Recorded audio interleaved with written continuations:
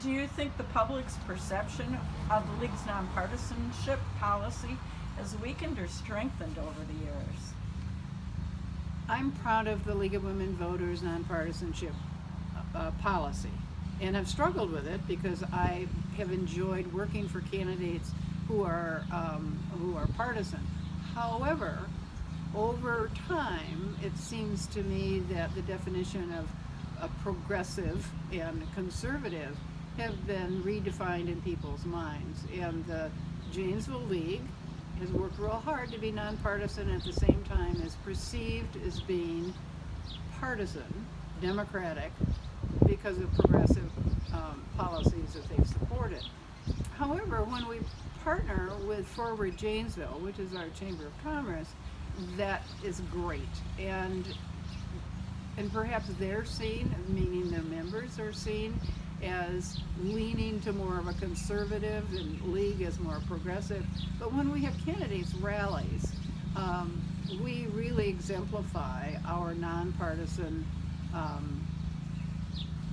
not rallies, forums, candidates forums. We really give good examples for how it is that we can not support candidates, but only the policies that they may espouse. Thank you. Have you personally grown in any way that you might attribute to your time and experience with the League? Because sometimes also it's been said that the League brings out leadership qualities in members who weren't fully aware they had those skills. Why do you think this happens? I don't know why that happens, but I'll tell you a personal leadership issue that I know about that if I hadn't been a League member, I wouldn't have, and that's parliamentary procedure. And because I care about parliamentary procedure and bylaws and doing things appropriately, I have used those skills that I've learned by witnessing others, by watching others not battle, but really struggle with how to move an issue forward when we're not all on the same page, with other groups, whether it's a statewide group or whether it's a local group. I've learned a whole lot about parliamentary procedure because I've been a League of Women Voters member, and by golly, the League takes that seriously when we're needing to get things done and make a decision. It's a good model to follow. What might a new member expect to learn or encounter when they join the League, and what would be your best advice to that new League member? That the other members are welcoming and will be supportive of what their interests are. Anytime an organization recruits or invites or welcomes a new member, finding something for that member to do immediately when their interest is at their highest is a good idea. And for those women and men who join the League of Women Voters now, there's a place for everybody. There's enough work for all of us to do, whether it's write a check, which is wonderful, and participate or both. Do you have any photos or activities in League that you'd like to share or speak to? And is there a story related to this photo? Can you tell us more? I'd be glad to. What I have brought to share, and I will give those to Linda Reinhardt, are pictures that I found in a file of 3 articles in the Janesville Gazette. One of them is a student at a high school where I was registering voters, and we two, the two of us, the student and I, are looking at a map. And it was a good experience because the student didn't know where she lived. She knew her address, she didn't know where it was on the map. So we did a little map 101, and we did some registering for the first time to vote. It was a great thrill.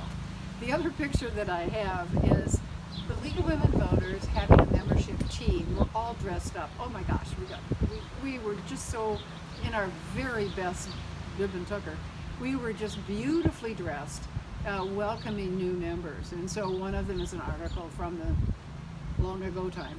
of a group of women of different ages, all white women, however, but all of different ages, welcoming a new member.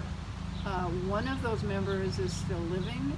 That's Jean Ann Kitson, who was president after Sima Wexler, it says in the article. And Jean Ann is still living. And I was a very young member and was welcomed.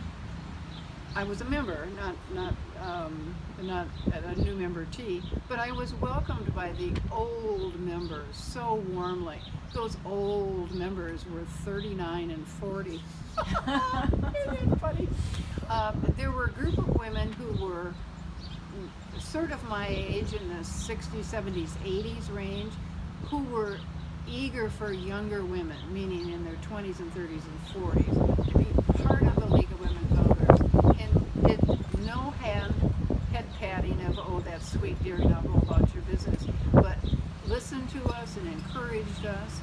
One of the women was Genevieve McFarland, and Jen became my friend because she recognized something in me as I recognized in her, as someone who was interested in issues more than personalities. And so it was a pleasure to get to know her and Jan Kinnaman, who were older than I for all of my adult life. Were just very instrumental in me as a growing up person. And I think that the League members that are older can provide that same, it's not really mentorship, but examples and welcoming and encouraging newer members and younger members to find a place where they can shine. And our last question, would you like to share your personal reflections on the history of women's suffrage and the 100th anniversary of the 19th Amendment? And what does citizenship mean to you?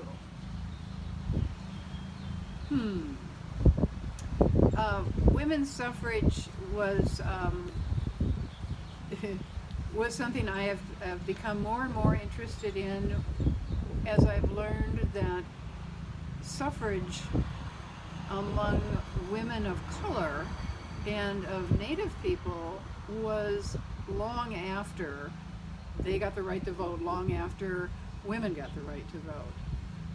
And as we've marked the anniversary of women's suffrage, it has become more apparent that we've got more work to do.